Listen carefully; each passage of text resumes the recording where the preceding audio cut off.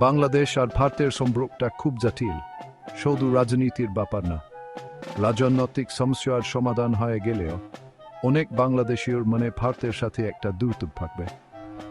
এই দূরত্বটা আসে আলাদা একটা পরিচয়বোধ থেকে, এর শিক্ষা, ইতিহাস আর সংস্কৃতিতে। এই পার্থক্যগুলো অনেক গভীরে।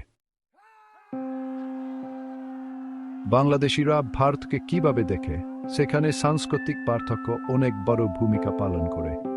অনেক বাংলাদেশি ভারতীয় সংস্কৃতির সাথে নিজেদের মেলাতে পারেন না। তারা হয়তো এগুলোকে ভুয়া ভাবেন।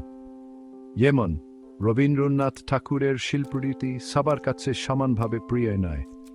কিছু পোশাক, যেমন ধুতি আর পাঞ্জাবি, এগুলো তেমন জনপ্রিয় না। এই পার্থক্যগুলো একটা সাংস্কৃতিক দূরত্ব তৈরি করে। এই সাংস্কৃতিক অমিলটা গুরুত্বপূর্ণ।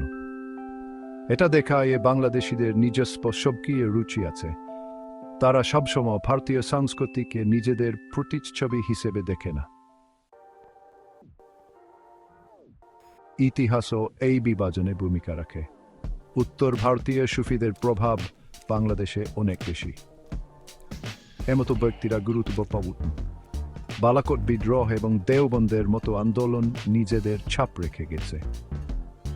এই প্রভাবগুলো ভারতের বেশিরভাগ অঞ্চলে থেকে আলাদা। এই ভিন্ন ধর্মীয় ইতিহাস গল্পে আরও একটা স্তর যোগ করে। এটা দেখায় কিভাবে বাংলাদেশ একটা আলাদা পথ নিয়েছে। এটি একটি স্বতন্ত্র পরিচয়বোধ তৈরিতে অবদান রেখেছে। অর্থনীতিও এই সম্পর্কে ভূমিকা পালন করে। অনেক বাংলাদেশি কাজের জন্য ভারতে আন।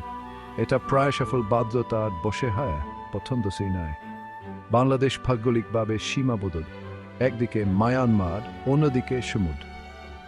এতে ভারতই হয় ওদের সবচেয়ে সহজ অভিবাসনের পথ। অর্থনৈতিক নির্ভরতা অসন্তোষের দিকে নেতৃত্ব দিতে পারে। অনেক বাংলাদেশি অন্য কোথাও যেতে পারলে সেটাই বেছে নিতেন। এই জটিল পরিস্থিতি অর্থনৈতিক সম্পর্ক থাকা সত্ত্বেও প্রকৃত স্নেহের অভাবকে তুলে ধরে।